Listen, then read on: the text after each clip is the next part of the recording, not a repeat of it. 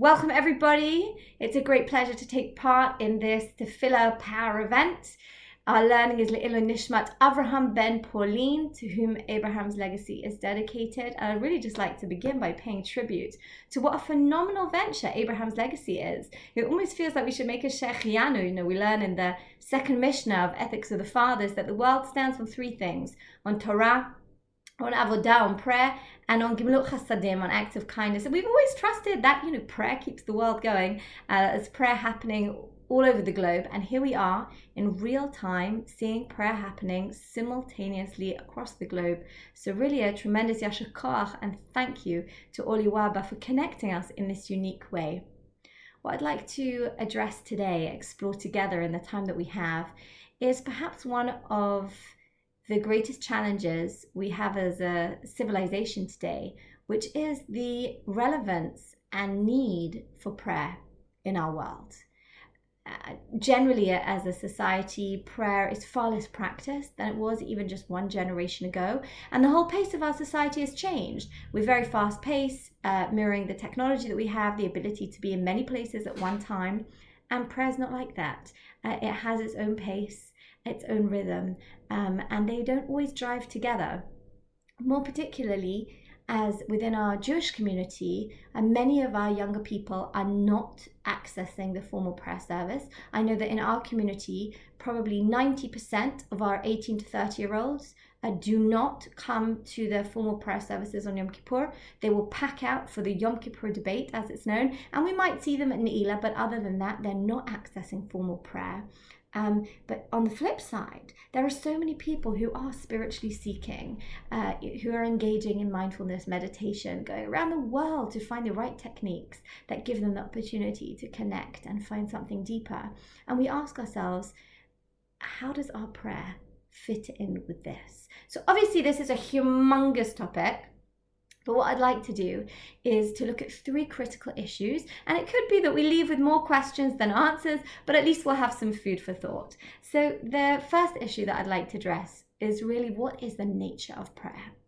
Is it a universal, uniform ritual that has been there over the generations and is the same for all Jews across the world? So we're all singing off the same song sheet, so to speak. Or is it about pouring out our souls, communicating with God? And this is a dichotomy that we see both in the Tanakh and the Talmud. So in the Tanakh, generally the prayers that we see are of individuals calling out to God, like the prophet Jeremiah said, Shifchi k'mayim libech, pour out your heart like water. And if we think of the famous prayers that we'll be familiar with from the stories, whether it's Eliezer praying for the right wife to come for Yitzchak, or Moshe Rabbeinu, Moses praying that his sister Miriam should be healed from Tzara'at, or Hannah praying that she should have a child, all of those are individual, whether it's in distress or in elation or grief, anxiety, anger, turning and communicating with God. On the other hand, we also see that when leaders gave blessings before their passing, they didn't start from scratch. For example, when Moshe Rabbeinu came to bless the Jewish people for his passing, Moshe Rabbeinu, the greatest prophet who ever lived, who would have had so much to say and could have come up with his own speech, he didn't do that. He went back to a prototype, to a template that came from Yaakov Avinu. Just before Jacob passed away, as his sons were gathered around him, he blessed them in Parshat Vayechi. And Moshe took that bracha and he personalized it, tweaked it, he shifted the balance a little bit. But it's very clearly based on that same blessing. And so too, when Yehoshua, who was the leader after Moshe, when it was his passing, he took many of the same motifs. Again, he could have had his own blessing from scratch, but he chose to tap into that of his predecessors. Clearly, they saw something that was powerful, important to tap into and to go using that same template. So we see both strains, the one of keeping to the same type of fixed ritual, and also that of the outpouring of the heart.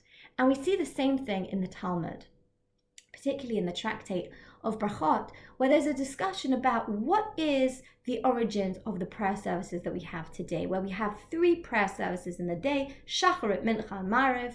Where does that come from? And there are 2 suggestions that are given. Either Keneged Avot Tiknu, they were instituted just like the patriarchs. There were 3 patriarchs, Avraham, Yitzchak, and Yaakov, and we see that each one of them prayed. Or was it instituted in parallel to the offerings that were given in the temple, Keneged Korbanot Tiknum? And what's really the difference? So each one, you can say we get to the same answer. We still get to 3 prayer services, but it comes down to what is the nature of prayer. If our prayer service today is modeled on those prayers that were initially offered by the patriarchs, we go back to that image of Abraham standing before God praying, and Isaac walking out into the fields, Lasuach B'Sadeh, starting the first Mincha service, or Yaakov when he's running away from home and he's alone and he's scared, turning to God, V'yifga b'makom, the first Maariv. That is the spontaneous calling out, deep unto deep prayer. Or is it about that ritual that took place in the temple, consistently, always, the same offering at the right time? That comes down to having a fixed ritual. And there's something epic about that, because we're tapping into something that is been the same across all the generations and around the whole world. And interestingly, when the Talmud develops this discussion, it came down to a debate that took place between 2 sages, which actually almost split the Jewish community at the time. That was between the very beloved elder statesman Rabbi Yoshua. He was a tremendous Talmid Chacham, sat in the yeshiva and learned, lived in tremendous poverty, and the patriarch Rabban Gamliel, who was a wealthy diplomat. Rabbi Yoshua contended that Shacharit and Mincha are compulsory, but he said if you feel like davening Maariv, you daven Maariv. It's a reshut, you don't have to. But Rabban Gamliel wanted to make sure that our prayer services were fixed and that everybody understood that they were all now compulsory. And this led to a tete-a-tete. And it was there almost became a kind of revolution in the study hall at that time. And in the end, there was a reconciliation. And it's a beautiful narrative to read on Brachot Chavchet, where the 2 rabbis come together and both reflect their own worldview.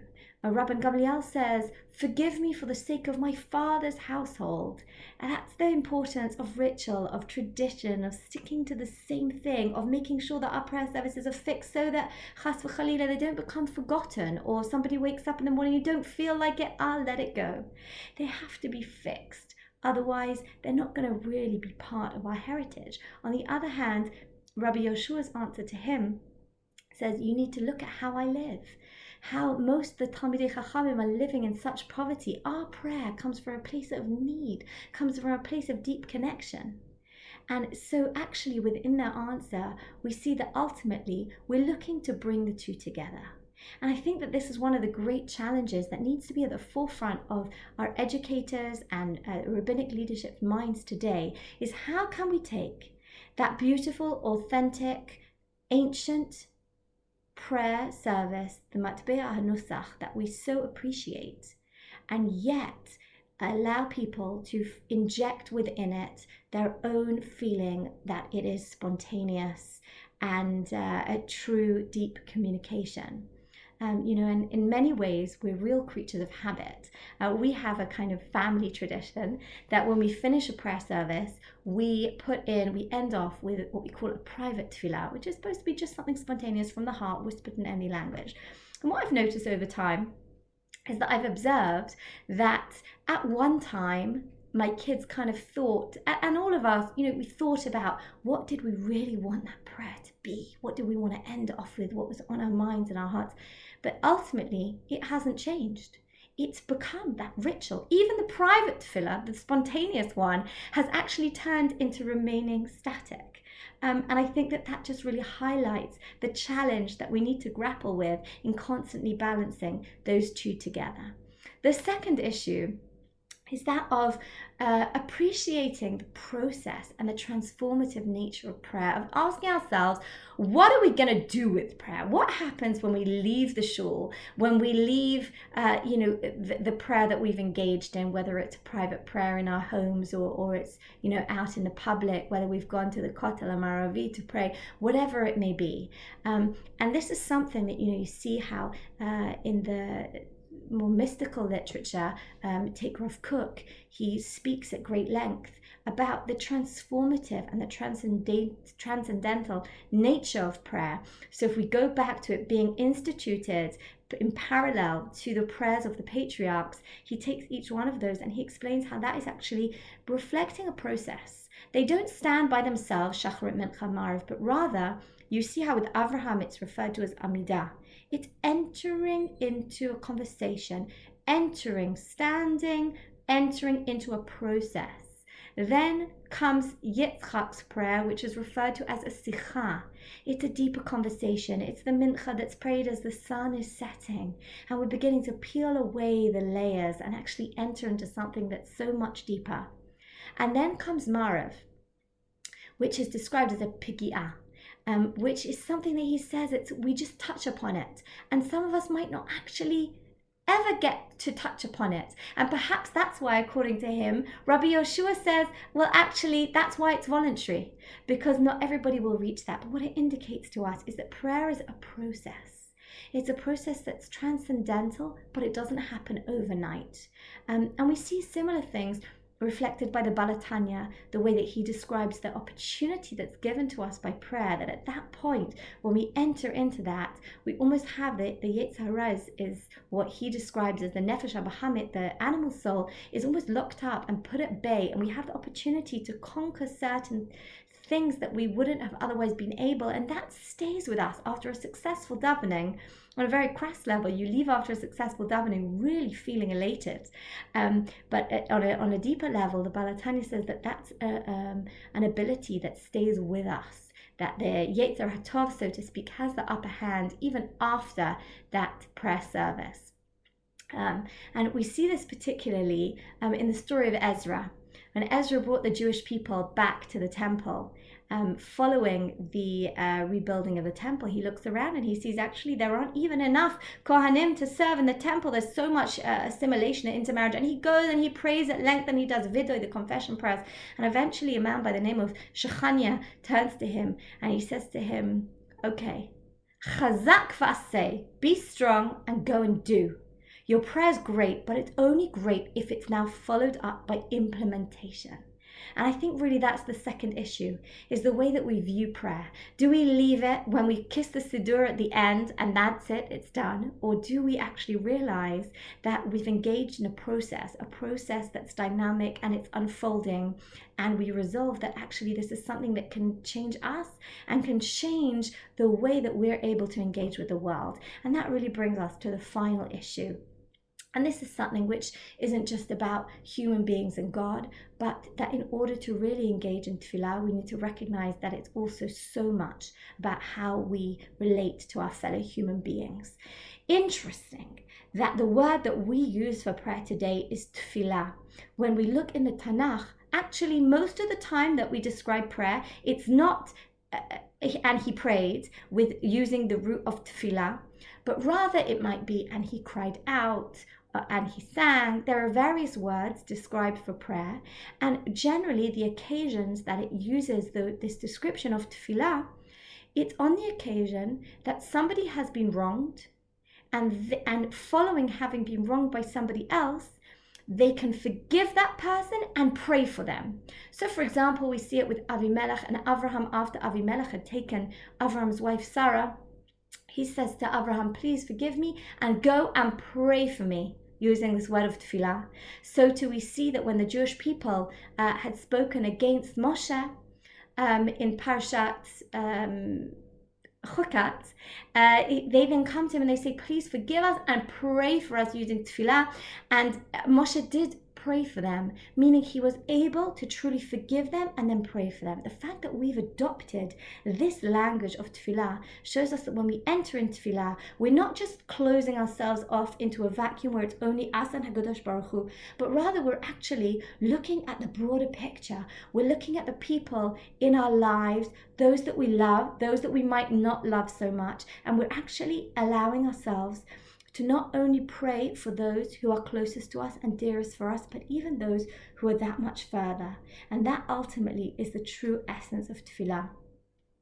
So I hope that some of these things can be put in the mix to enable us to perhaps tap into a really engaging and meaningful relationship with prayer, and that ultimately all our tefillot should be accepted. Hashem should be mekabel our tefillot barachamim uvratzon.